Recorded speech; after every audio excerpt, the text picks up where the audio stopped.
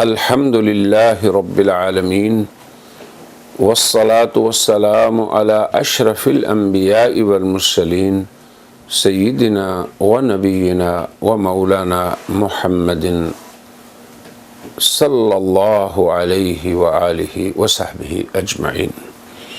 اما بعد فاعوذ باللہ من الشیطان الرجیم. بسم اللہ الرحمن الرحیم. یا ایہا الذین آمنوا آمنوا باللہ ورسولہ. صدق اللہ العظیم. اے ایمان والو، تم اللہ پر اور اس کے رسول پر ایمان لاؤ. ناظرین کرام،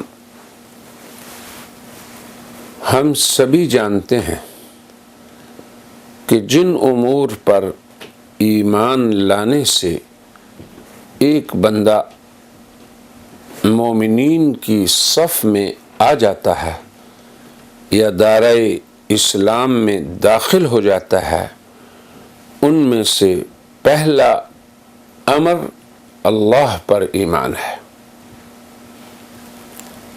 جیسے کہ حدیث جبریل میں معروف ہے، صحابی یوں روایت کرتے ہیں کہ ایک شخص جناب نبی کریم صلی اللہ علیہ وسلم کی مجلس میں آیا اور آ کر دو زانوں بیٹھ گیا. اس شخص کے کپڑے اتنے سفید تھے کہ اس پہ سفر کے آثار نہیں تھے، مگر بات عجیب تھی کہ لا یعرفہ منا احد. اگر یہاں کا آدمی ہو تو ہم اسے جانتے، مگر ہم میں سے کوئی ایک بھی اسے نہیں جانتا تھا. پھر حضور اکرم صلی اللہ علیہ وسلم کے قریب اتنا ہو گیا اور ایسے بیٹھ گیا گھٹنوں سے گھٹنے جوڑ کے کہ ہم حیران تھے.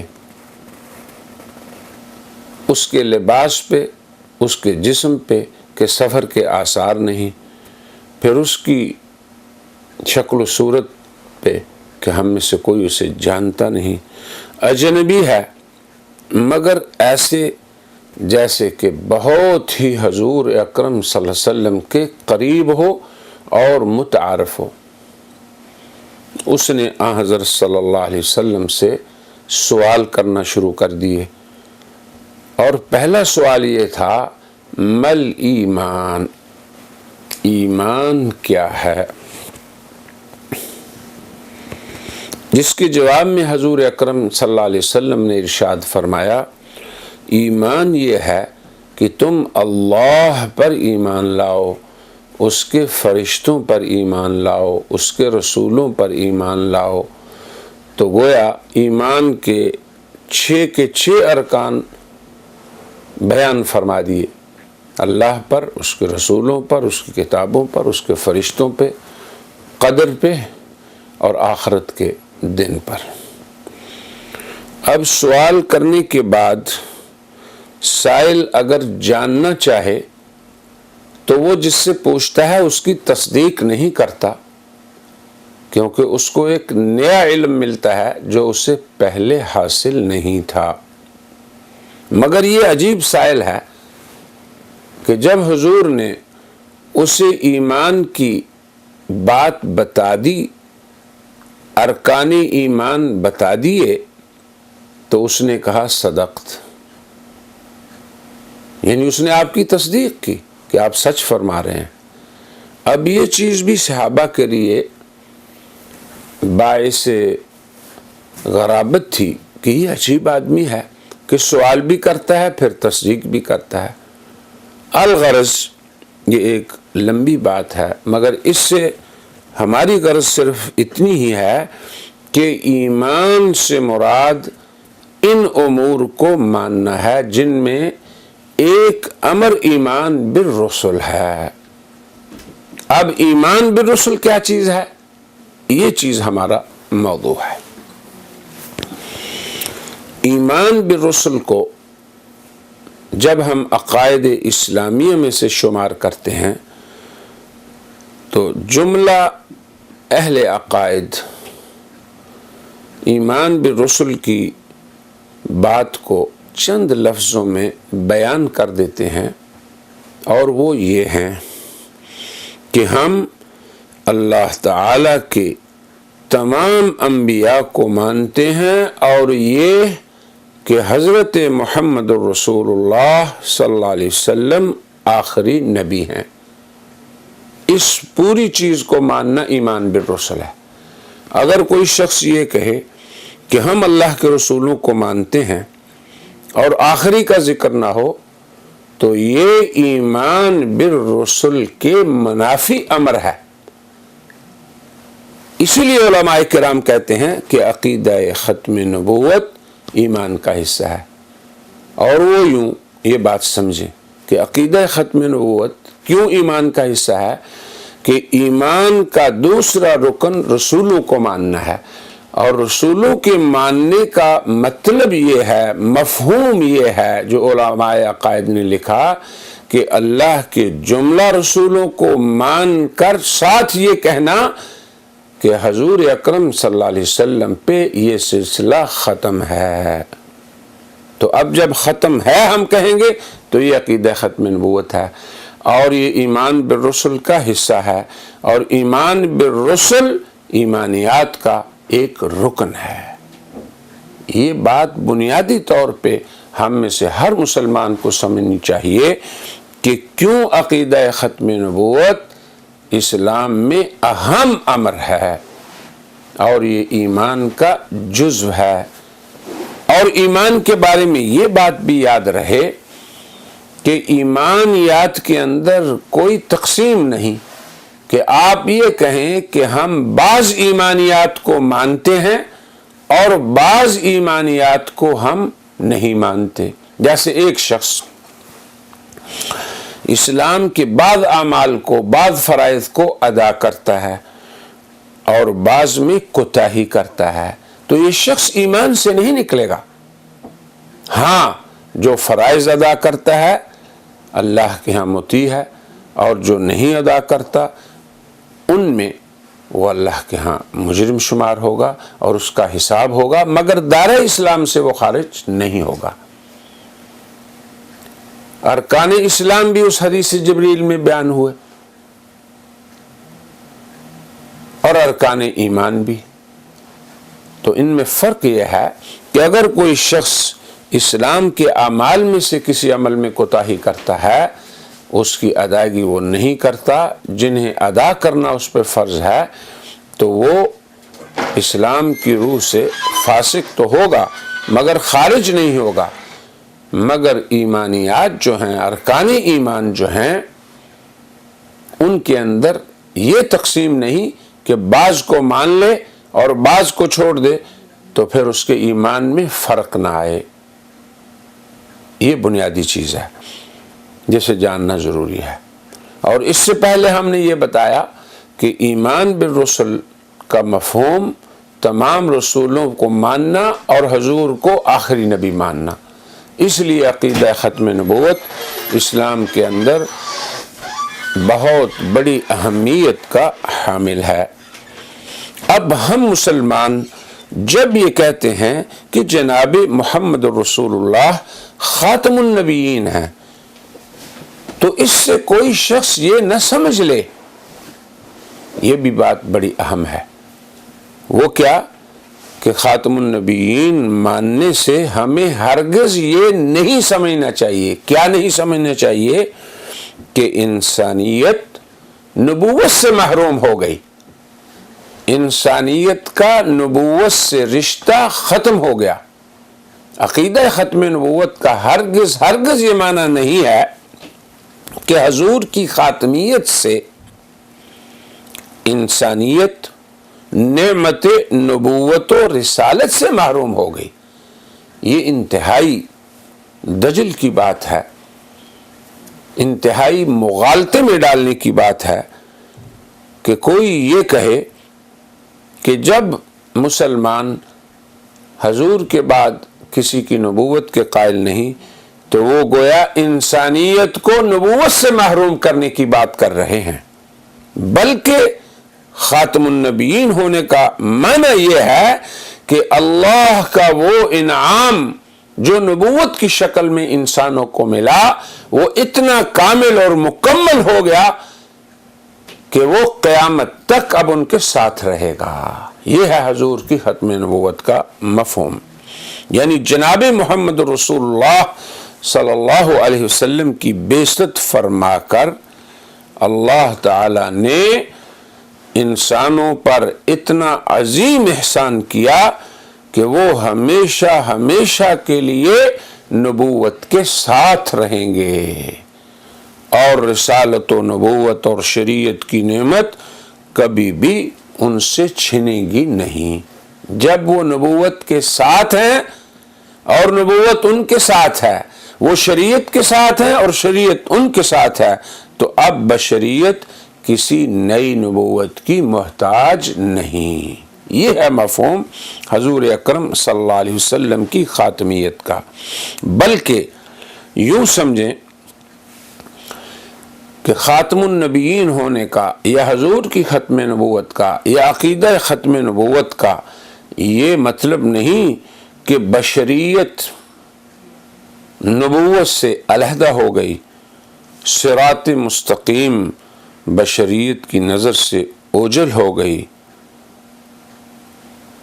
راہ ہدایت سے انسانیت دور ہو گئی، قرآن نہ رہا، حدیث نہ رہی۔ یہ باطل مفہوم ہے بعض لوگوں کا کہ قرآن نہیں رہا، ہدایت نہیں رہی، وہ نور نہیں رہا۔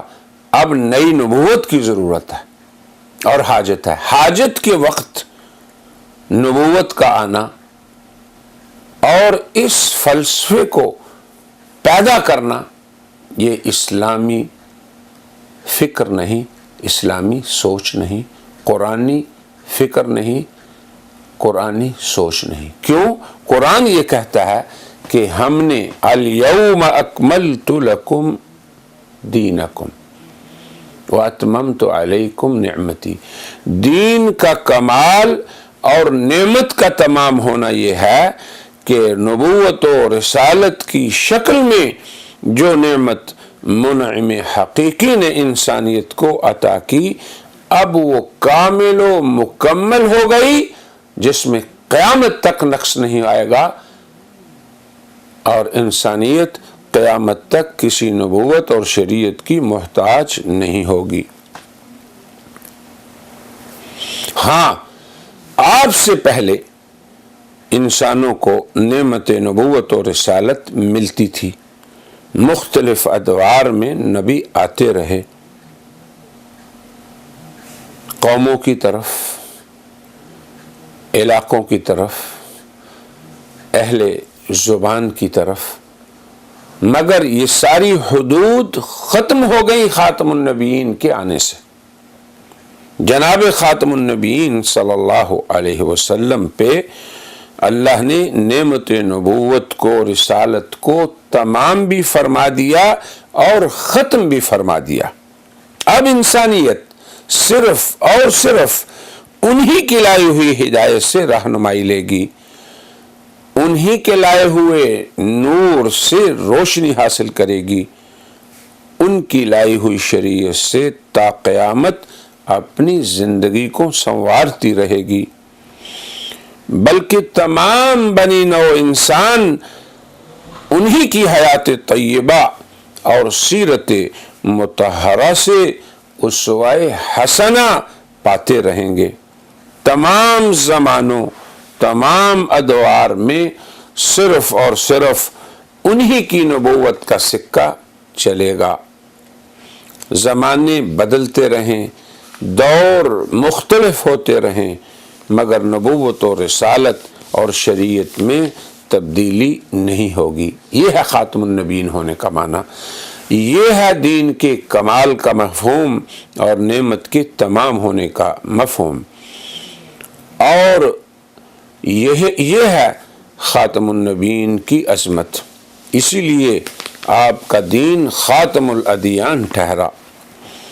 شریعت کے جو ستون اللہ تعالی نے قائم فرمائے، ان کی حفاظت، ان کی حمایت، وہ اللہ تبارک و تعالیٰ کی عنایت سے ہوتی رہے گی۔ خود خدا تعالی نے خاتم النبیین کی لائی ہوئی خاتم الشرائع کی حفاظت کی ذمہ داری لے لی۔ اب نبوت میں بھی خاتمیت، رسالت میں بھی خاتمیت، قبلہ ہونے میں بھی خاتمیت۔ پہلے تو قبلہ بھی تبدیل ہوا، نبی بھی آتے رہے، رسول بھی آتے رہے، امت میں بھی خاتمیت، شریعت میں بھی خاتمیت۔ کیوں؟ کیونکہ انسانیت اب ہر میدان میں کمال پہ پہنچ گئی۔ یہ اصل تفسیر ہے اس آیت کی جسے ہم کمال دین والی آیت کہتے ہیں، جسے ہم کہتے ہیں الیوم اکملت لکم دینکم واتممت علیکم نعمتی ورضیت لکم الاسلام دینا۔ آج میں نے تمہارے لیے تمہارا دین مکمل کر دیا، تم پر اپنی نعمت کو تمام کر دیا، تمہارے لیے اسلام کو بطور دستور حیات کے پسند کر دیا۔ یہ ہے وہ مفہوم خاتمیت کا جس کا ادراک، جس پر ایمان و یقین، جس پر یقین و اذعان ہر مومن کا بنیادی اور اولین فریضہ ہے، اور یہ ایمان کا ایک رکن ہے، ایمان بالرسل اس کا حصہ ہے۔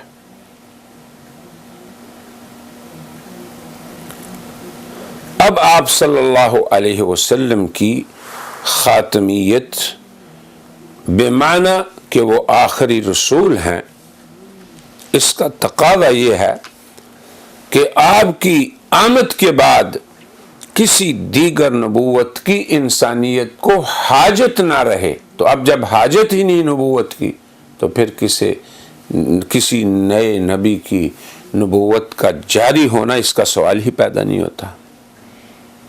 حالانکہ اللہ تبارک و تعالی نے حتمی فیصلہ جب قرآن حکیم میں فرما دیا، اور اس کی حکمت رہی کہ پہلوں میں سے ایک نبی کا رفع ہو جائے، اس کی توفی ہو جائے، اس کو اپنی طرف اللہ اٹھا لیں،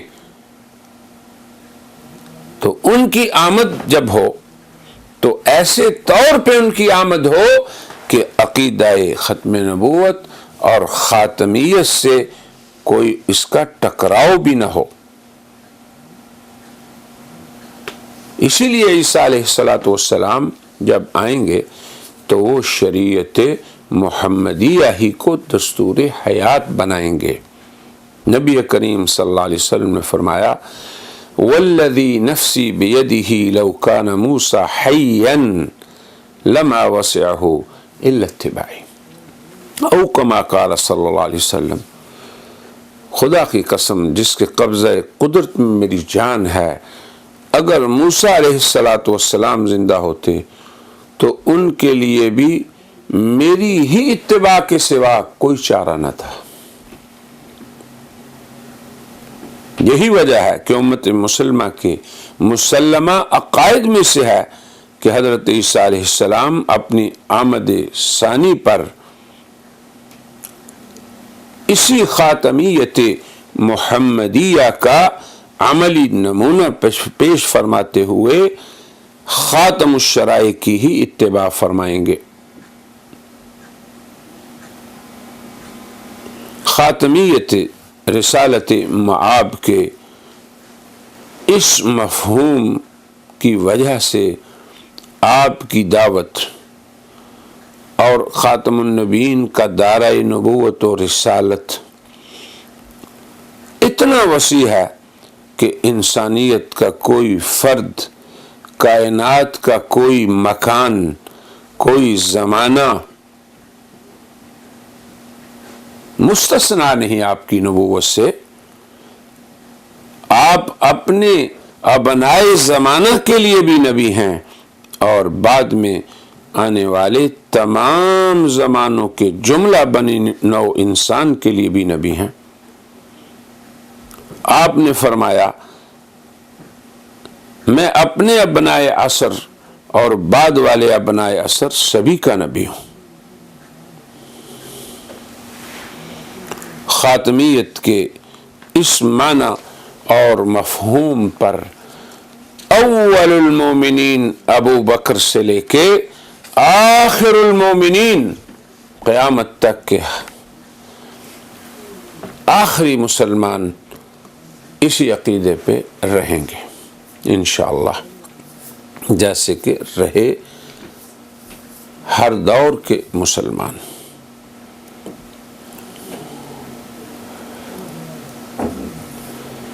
نبوت کا منصب اختیاری ہے یا کسبی، یہ ایک دوسری بات ہے جسے ہمیں سمجھنا ہے۔ حق تعالی شانہ نے قرآن حکیم میں کئی بار اس بات کی توضیح فرمائی کئی طریقوں سے۔ اللہ اعلم حیث یجعل رسالتہ، کہ اللہ تبارک و تعالی ہی یہ جانتے ہیں کہ انہیں کسے رسالت عطا کرنی ہے۔ پوری امت کا بالاجماع یہ عقیدہ رہا، خود مرزا غلام احمد قادیانی کئی مقامات پر اس کی تصریح کر چکے کہ نبوت کسبی چیز نہیں، وہبی چیز ہے، عطیہ ربانی ہے۔ مگر یہ عجیب تضاد ہے کہ پھر انہی کی تعلیمات میں سے یہ بھی آپ کو نظر آئے کہ نبوت خاتم النبیین کی کمال اطاعت سے مل جائے، اور یہاں تک کہ ایک شخص آپ کی اطاعت کامل سے درجہ نبوت تک پہنچ جائے، اور پھر یہ بھی کہیں کہ نبوت ایمان کا اعلیٰ درجہ ہے، جبکہ نبوت پہ ایمان جزو ایمان ہے۔ یہ نہیں کہ ایمان کے اندر قوت سے ایک امتی نبوت کے درجے تک پہنچ جائے۔ لہذا ہمیں 3 ضروری امور کا خیال رکھنا ہے۔ پہلا یہ، اور وہ حضرت خاتم النبیین سے تعلق رکھتا ہے، کہ جناب محمد رسول اللہ اس معنی میں خاتم النبیین ہے کہ آپ پر نبوت ختم ہو چکی، رہے مسیح موعود حضرت عیسیٰ علیہ السلام جن کا رفع ہوا تھا وہ آسمان سے دوبارہ نازل ہوں گے، اس دنیا میں آ کر وہ بھی شریعت محمدیہ پر ہی عمل پیرا ہوں گے۔ کیوں؟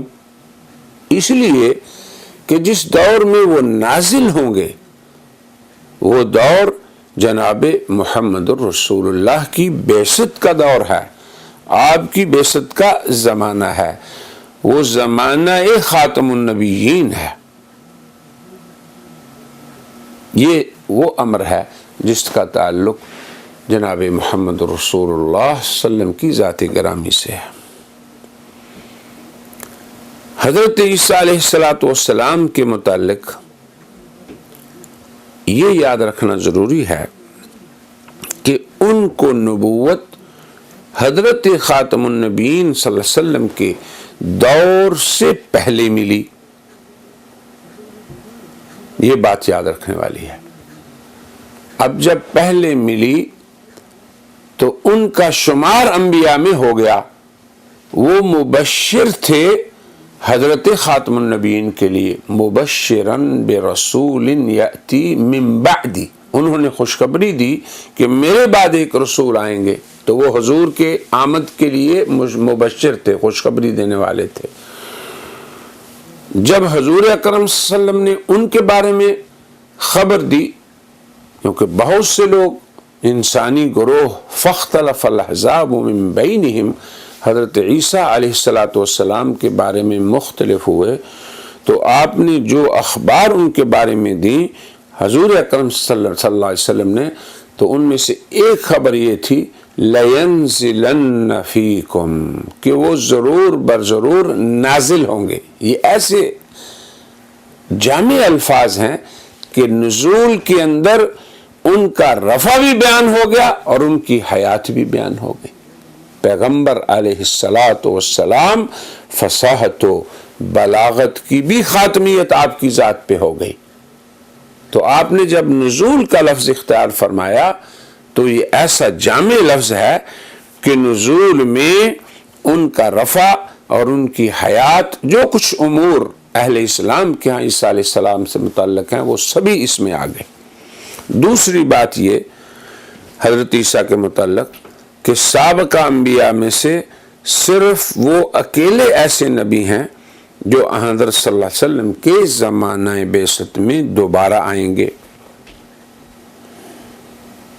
جب یہ ہم تین امور سمجھ گئے کہ حضرت محمد رسول اللہ خاتم النبیین ہیں یا خاتم النبیین ہیں، آخری یا انبیاء کو ختم کرنے والے، یہ دونوں الفاظ کا معنی یاد رکھیں۔ خاتم کا معنی آخری، کسی بھی چیز کا خاتم آخری ہوتا ہے۔ خاتم المہاجرین، آخری مہاجر، خاتم النبیین، آخری نبی۔ اور عیسیٰ علیہ السلام کے بارے میں یہ یاد رکھیں یہ نقطہ کہ ان کی نبوت ان کو عطا کی گئی خاتم النبیین سے پہلے۔ پھر تیسرا نقطہ یہ یاد رکھیں کہ وہ نازل ہوں گے آن حضرت کے زمانے میں۔ جب ہم ان تینوں امور پہ غور کریں تو پھر کسی انسان کو جو عقل مند ہے یہ اشکال نہیں ہو سکتا، نہ وہ یہ کہے گا کہ اگر مسلمان جو ہیں وہ عیسیٰ کو مانتے ہیں وہ آئیں گے، تو ہم بھی کسی دیگر کو اگر نبی مان لیں تو مسلمانوں کو کیا تکلیف ہے۔ تو گویا مسلمانوں کے عقائد کو قادیانی عقائد کے برابر کہنے کی جسارت کرنا پھر ایسا نہیں ہوگا۔ کیوں کہ خاتم النبیین کی ذات، پھر عیسیٰ علیہ السلام کی ذات، پھر عیسیٰ علیہ السلام کا نزول ہونا بعثت خاتم النبیین کے زمانے میں۔ تو نزول کے لفظ کو جو اختیار کیا گیا اس لیے کہ ان کا رفع اور حیات تینوں امر ثابت ہو جائیں حضرت عیسیٰ علیہ السلام کے بارے میں۔ اور پھر مسلمانوں کے اس عقیدے میں اور قادیانیت کے اس عقیدے میں کہ نبی آتے رہیں گے، اور مسلمانوں کے اس عقیدے میں کہ نبوت بند ہے مگر عیسیٰ ضرور نازل ہوں گے۔ فرق یہ ہے کہ ایک عقیدے سے خاتم النبیین کی ختم نبوت باقی رہے گی اور ایک سے ختم نبوت کا عقیدہ اور مہر ختم نبوت ٹوٹ جائے گی۔ تو یہ امر انتہائی ضروری تھا، اس لیے ہم نے ان تین باتوں کی طرف اشارہ کیا۔ تو خاتمیت کا مفہوم اور پھر حضرت عیسیٰ علیہ السلام کی آمد کا ان سے متعلق اس طریقے سے ہونا کہ وہ خاتمیت کے اوپر کوئی حرف نہ آئے۔ مگر آج جو ہم یہ سنتے ہیں کہ نبوت کی تین قسمیں ایسی ہیں کہ جو باب نبوت میں جاری رہتی ہیں، اور جو ماضی کے زمانہ میں، پھر اس کے بعد پھر حضور اکرم صلی اللہ علیہ وسلم کی آمد کے بعد سے قیامت تک انسانوں کو پیش آتی رہیں گی۔ ایسا فلسفہ اور ایسا نظریہ ہے کہ جس کو پہلے سمجھیں اور پھر اس کے بارے میں فیصلہ کریں کہ اس میں حق کیا ہے۔ قادیانیت جو خاتم النبیین کو افضل النبی مانتی ہے، اور خاتم کو افضل کے معنی میں اس لیے کہ لوگ بھی تو لوگوں کو کہتے ہیں کہ فلاں خاتم المحدثین ہے، خاتم المفسرین ہے، خاتم الخطباء ہے، حالانکہ اس کے بارے میں ہمیں یہ سوچنا ہے، اور اتنا ہی جواب کافی ہے کہ اللہ کا کسی کو خاتم کہنا وہ تو حقیقت پہ مبنی ہے کہ یہ آخری ہے، انسانوں کا کسی کو آخری کہہ دینا یا یہ جھوٹ ہے سراسر کہ انسان تو جانتے نہیں کہ یہ آخری ہو، یا یہ مبالغہ ہے۔ بس اتنی سی بات ہے جس سے انسان اگر جسے سمجھ لے تو وہ ہمیشہ دھوکے سے محفوظ رہے گا۔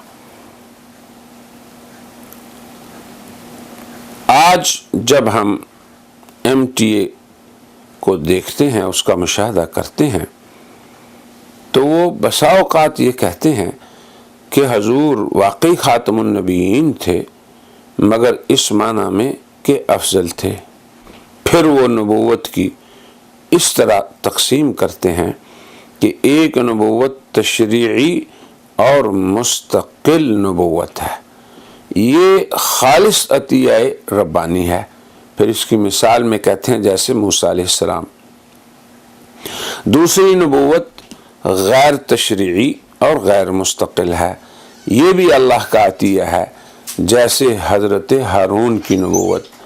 اور تیسری ایک اور قسم ہے نبوت کی جو غیر تشریعی اور غیر مستقل ہے، اور یہ جیسے کہ حضرت خاتم النبیین کی اطاعت سے حاصل ہونے والی نبوت۔ اب یہ مخصوص نبوت کیا ہے؟ اور جی یہ امت محمدیہ کو ملتی ہے، اور یہ امت محمدیہ کا خاصہ ہے۔ اور پھر اس میں مثال کے طور پہ کہتے ہیں جیسے مرزا غلام احمد قادیانی کی نبوت۔ اب سوال یہ پیدا ہوتا ہے کہ یہ نبوت کی قسم وہبی ہے، کسبی ہے؟ کہتے ہیں جی یہ محض وہبی نہیں، نہ محض کسبی ہے۔ اب یہ ایسا تصور ہے جو کہ اسلام کے مراجع یعنی قرآن و سنت اس میں اس کا کہیں ذکر نہیں۔ یہ نبوت کے باب میں ایسا فلسفہ ہے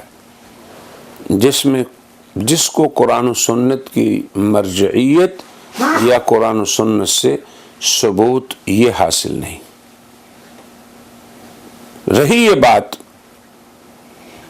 کہ نبوت میں تشریعی اور مستقل نبوت، اور نبوت میں غیر تشریعی اور غیر مستقل نبوت، اور پھر دونوں کا اللہ کا عطیہ ہونا، یہ بات مسلم ہے کہ حضور سے پہلے بیشتر ایسے نبی آئے ہیں، مگر خاتم النبیین کا جو مفہوم ہم نے پیش کیا، اس مفہوم کو سمجھنے کے بعد ایک تیسری نبوت کا اجرا، اور وہ کیا ہو؟ جو غیر تشریعی بھی ہو، غیر مستقل بھی ہو، اور پھر حضور کی اطاعت سے ملنے والی ہو۔ قرآن و سنت میں اس کے لیے کوئی دلیل نہیں۔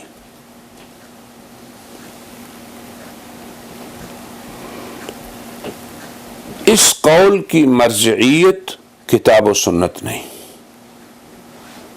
یہ بات ضرور ہے کہ حضرت صلی اللہ علیہ وسلم کی بعثت سے پہلے تشریعی اور غیر تشریعی نبوتیں آتی رہیں، پھر خاتم النبیین آ گئے۔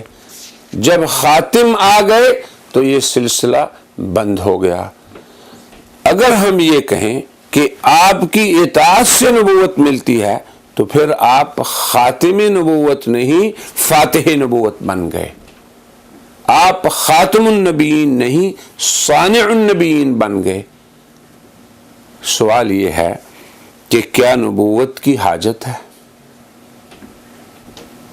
جب اللہ یہ کہیں کہ تمہیں نبوت سے مستغنی کر دیا خاتم النبیین کی بعثت سے، شریعت سے بھی مستغنی کر دیا خاتم الشرائع کی بعثت سے، اور پھر مہر ہیں آپ حضرت صلی اللہ علیہ وسلم، مہر ہیں اس دروازے کے بند ہونے کی، تو ختم کرنے والا پھر کھولنے والا کیسے بن گیا؟ خاتم پھر ثانی کیسے بن گیا؟ خاتم آخری پھر اس کے بعد اور آخری کیسے بن گیا؟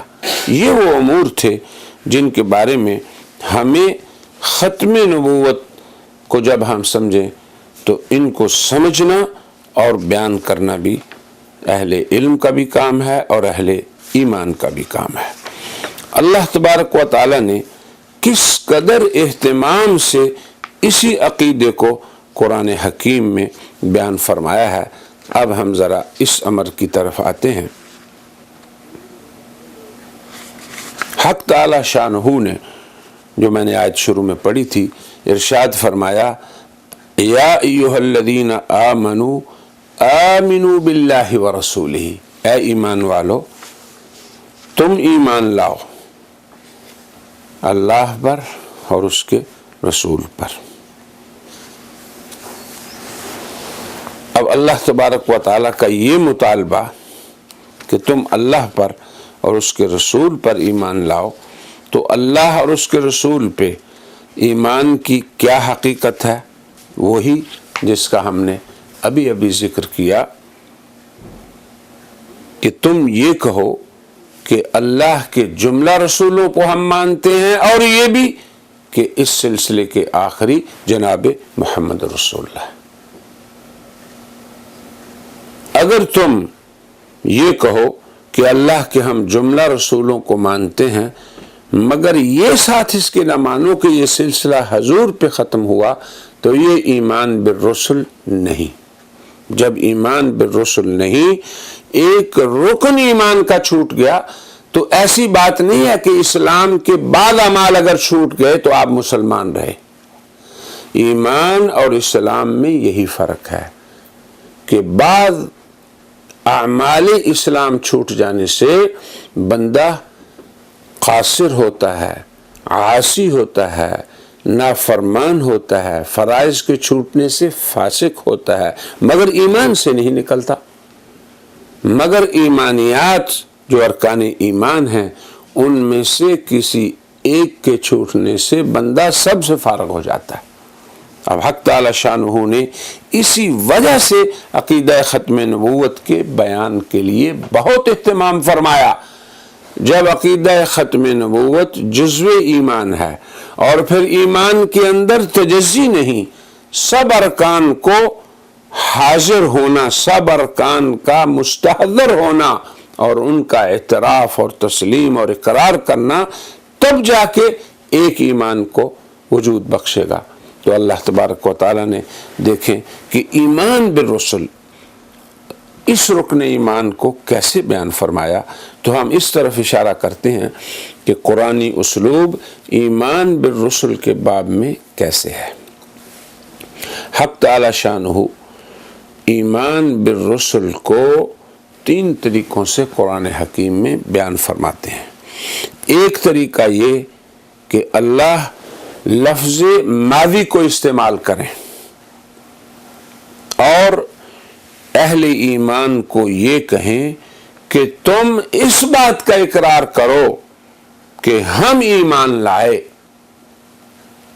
دوسرا طریقہ یہ کہ اللہ بندوں کو امر آرڈر کے صیغے میں یہ کہیں تم ایمان لاؤ۔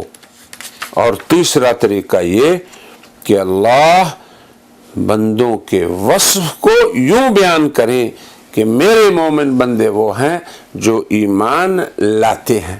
تو اب تینوں اسلوب کی طرف ہم اشارہ کرتے ہیں۔ اللہ پاک ایک جگہ فرماتے ہیں اِنَّا أَوْحَيْنَا إِلَيْكَ كَمَا أَوْحَيْنَا إِلَى نُوحٍ وَالنَّبِيِّينَ مِن بَعْدِهِ، اے محمد صلی اللہ علیہ وسلم ہم نے آپ کی طرف وحی بھیجی اس طرح جس طرح نوح اور اس کے بعد پیغمبروں کی طرف بھیجی تھی۔ اس کی تفصیل کی طرف ہم نہیں جاتے۔ اللہ نے فرمایا ہم نے آپ کی طرف وحی بھیجی جیسے کہ نوح اور اس کے بعد نبیوں کی طرف بھیجی۔ تو اس کا مطلب یہ ہے کہ آپ کے بعد ہماری طرف سے کوئی وحی نہیں آئی۔ دوسرا اسلوب دیکھیے، اسے میں کہتا ہوں کہ یہ ماضی کے اندر ایمان بالرسل کا بیان ہے۔ پھر اللہ کا ارشاد ہے، دوسرا اسلوب اس کا قرآن کا، کہ حق تعالی شانہ ایمان بالرسل کو اپنے مومن بندوں کا دائمی وصف بتائیں۔ وہ کیسے؟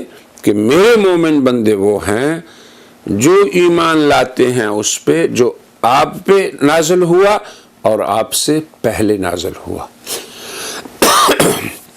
اب اس کو دیکھیں اللہ تعالیٰ کیسے بیان فرماتے ہیں، والذین یؤمنون بما انزل الیک وما انزل من قبلک، اور وہ لوگ جو ایمان لاتے ہیں جو آپ پر نازل ہوا اور جو آپ سے پہلے نازل ہوا۔ اس آیت میں بھی اللہ نے بات وحی کی ہو رہی ہے کہ وحی کا رسالت سے تعلق ہے، تو فرمایا ہم نے وحی کی آپ پر اور آپ سے پہلے، آپ کے بعد وحی کا کوئی نام و نشان نہیں۔ پھر یہاں فرمایا کہ جو ایمان لاتے ہیں اس وحی پہ جو آپ پہ اتری اور آپ سے پہلے اتری، یہاں بھی دو وحیوں کا ذکر ہے۔ رہی وحی کی تیسری قسم جو آپ کے بعد ہو تو اس کا کہیں ذکر نہیں۔ یہ میں اس لیے اشارہ اس طرف کرنا چاہتا ہوں کہ نبوت کی دو قسمیں، تشریعی اور غیر تشریعی، یہ موجود ہیں، تاریخ اس کی شاہد ہے اور قرآن بھی اس کے بارے میں بتا رہا ہے، مگر ایک تیسری بات کہ آپ کے بعد وحی ہو اور آپ کی اطاعت سے نبوت ملے، اس کا کہیں ذکر قرآن و حدیث میں نہیں۔ یہ نبوت کی تیسری اور مخصوص نبوت اسے کہتے ہیں۔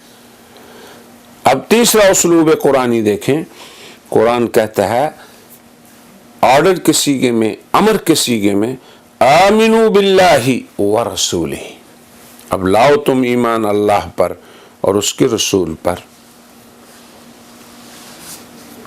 والکتاب الذی نزل علی رسولہ، اور اس کتاب پہ جو اللہ نے اپنے رسول پہ نازل کی، جس رسول سے اللہ مخاطب ہے، جس رسول پہ ایمان لانے والوں کو، اہل قرآن کو ایمان لانے کا حکم دے رہا ہے۔ وہ فرما رہا ہے اللہ تعالیٰ والکتاب الذی نزل علی رسولہ والکتاب الذی انزل من قبل، اس کتاب پہ جو اس رسول پہ نازل ہوئی اور اس پہ جو اس سے پہلے نازل ہوئی۔ تو حق تعالی شانہ نے جب ایمان بالرسل اس وصف والوں کی خبر دی تو فرمایا کہ وہ جو اس وحی پہ جو آپ پہ اتری اور آپ سے پہلوں پہ اتری، اور جب انہیں حکم دیا تو کہا آپ والی وحی پہ اور جو آپ سے پہلے نازل ہوئی، جو خاتم النبیین صلی اللہ علیہ وسلم پر نازل ہوئی اور جو ان سے پہلے رسولوں پر۔ تو پورے قرآن کے مطالعے سے آپ کو تیسری قسم کی وحی اور تیسری قسم کی نبوت کا کہیں ذکر نہیں ملے گا، اور وہ کون سی نبوت ہے؟ جو خاتم النبیین کے بعد ہو اور آپ کی اطاعت سے ملنے والی ہو، اور جو مکسچر ہو کسب اور اطاعت کا، ایسی نبوت کا یا ایسی وحی کا قرآن حکیم نے کہیں ذکر نہیں فرمایا۔ اور کیسے اللہ تبارک و تعالی ذکر فرماتے، جبکہ رسول اللہ صلی اللہ علیہ وسلم نے خبر دے دی کہ میرے بعد ادعائے نبوت کذب بھی ہے اور دجل بھی ہے، اور ہر مدعی نبوت کذاب بھی ہوگا اور دجال بھی ہوگا۔ کذاب تو اس لیے کہ وہ اللہ پہ افترا کرے گا، وَمَنْ أَظْلَمُ مِّمَّنِ افْتَرَىٰ عَلَى اللَّهِ كَذِبًا، اس سے بڑا اور کون مفتری ہو سکتا ہے کہ اللہ پہ افترا باندھے اور پھر کہے اوحی الی، کہ مجھے وحی ہوئی، وَلَمْ يُوحَ إِلَيْهِ، اسے وحی نہیں ہوئی۔ کیسے ہمیں پتہ چل گیا وحی نہیں ہوئی؟ کیونکہ اللہ نے وحیوں کا جب ذکر کیا تو صرف دو وحیوں کو اپنی وحی کہا، اور وہ کون سی؟ جو خاتم النبیین والی وحی ہے اور ان سے پہلے وحی ہے، اور انہی دو وحیوں پہ ایمان لانے کا مطالبہ بھی کیا، انہی دو وحیوں کو اہل ایمان کا وصف بھی بتایا، اور انہی دو وحیوں کو کہا اوحینا، یہ دونوں وحیاں ہماری ہیں۔ تو حضور اکرم صلی اللہ علیہ وسلم نے فرمایا کہ میرے بعد اگر کوئی شخص وحی کے نام سے بات کرے تو پھر فرمایا وہ کذاب ہے۔ کذب کی بات تو اس لیے ہے کہ وہ جھوٹ بول رہا ہے، اور دجل کی اس لیے کہ دجل کا معنی ہوتا ہے حق اور باطل کو ملا دینا، اسے دجل کہتے ہیں، اور یہ بہت خطرناک بات ہوتی ہے۔ دجل کے اندر کچھ بات ایسی ہوتی ہے جہاں نام حق کا آئے مگر وہ بات حق نہ ہو، تو لفظ وحی تو ہوا مگر وحی ویسی ہوئی جو نمبر 2 اور نمبر 1 نہیں، جو پہلی اور دوسری نہیں، جو آپ والی اور آپ سے پہلوں والی نہیں۔ تو جس طرح نبوت کی یہ تیسری قسم، اس کا کہیں قرآن میں ذکر نہیں، اسی طرح یہ تیسری قسم کی وحی جسے یہ کہیں کہ وہ وحی رسول اللہ کے بعد ہے، اس کا بھی کہیں ذکر نہیں۔ تو اس لیے اسے دجل کہا کہ نام تو وحی کا دیا گیا، بات نبوت کی گئی، اور بات اللہ کے نام سے کی گئی، یعنی یہاں تک ساری چیزیں ایسی تھیں کہ لوگ سمجھتے تھے کہ اس کے بعد حق والی بات آئے گی، مگر حضور اکرم صلی اللہ علیہ وسلم نے فرمایا کہ ان کے ادعائے نبوت سے وہ لوگ کذاب بھی ٹھہرے اور پھر دجال بھی ٹھہرے۔ تو نبوت کے بارے میں اللہ تبارک و تعالیٰ کا یہ اہتمام کہ قرآن کی پہلی سورت سے لے کے آخری سورت تک اللہ حدود کو متعین فرما دیں کہ دیکھو حد یہ ہے کہ خاتم النبیین کی ذات ہو اور ان سے پہلے نبی ہوں۔ رہا بعد کا سلسلہ تو اس کا ہماری ذات سے اور ہماری وحی سے کوئی تعلق نہیں۔ اور پھر اس کو اللہ تبارک و تعالی عالم ارواح میں بھی اہتمام سے بیان کریں، پھر جب نبیوں کا سلسلہ آ جائے تو اس کو بھی اس قدر اہتمام سے بیان کریں کہ انا اوحینا الیک کما اوحینا الی نوح، کہ آخری کو پہلے کے ساتھ جوڑ دیں، پھر فرمائیں بما انزل الیک وما انزل من قبلک، یہاں بھی نزول وحی کو آپ پر انتہا اور پہلوں کا بھی پھر اس میں ذکر فرما دیں، اور جہاں مطالبہ ہو وحی پہ ایمان کا، نبوت پہ ایمان کا، رسالت پہ ایمان کا، تو اس میں بھی یہ فرمائیں آمنوا باللہ ورسولہ والکتاب الذی نزل علی رسولہ والکتاب الذی انزل من قبل، کہ جو ہم نے اس رسول پہ نازل کیا اور ان سے پہلے نازل ہوا۔ تو اس واضح اور صریح بیان کے بعد میں یہ سمجھتا ہوں کہ کسی بھی شخص کو یہ التباس نہیں رہنا چاہیے کہ حضرت صلی اللہ علیہ وسلم کے بعد بھی کوئی نبوت جاری ہو سکتی ہے یا کسی پہ وحی آ سکتی ہے، کیونکہ جب حق تعالی شانہ نے یہ فیصلہ فرما دیا کہ اس کی آخری حد رسول اللہ کی ذات ہیں اور پھر ان سے پہلے انبیاء، تو یہ ہے مفہوم ختم نبوت کا جو اہل ایمان کے ہاں خاتم النبیین پہ ایمان لانے کی مراد ہے، اور اس کا یہ اہتمام اللہ تبارک و تعالیٰ کا ہے جس طرف ہم نے اشارہ کیا۔ ہماری دعا ہے کہ حق تعالی شانہ انسانیت کو حضور اکرم صلی اللہ علیہ وسلم کی ختم نبوت پہ ایمان لانے کی توفیق عطا فرمائے، اور وہ یہ سمجھ سکیں کہ ختم نبوت پر ایمان یا عقیدہ ختم نبوت یہ جزو ایمان ہے، اور ایمان کے جتنے بھی ارکان ہیں ان میں سے کسی رکن کا بھی انکار جملہ ارکان ایمان کا انکار ہے۔ اور پھر ایمان بالرسل کا معنی یہ ہے کہ تمام رسولوں کو مانا جائے، اور یہ بھی مانا جائے کہ حضور اکرم صلی اللہ علیہ وسلم آخری ہیں۔ وآخر دعوانا ان الحمدللہ رب العالمین۔ كلماتك كلما ذكرك ذاكرون وغفل عن ذكره الغافلون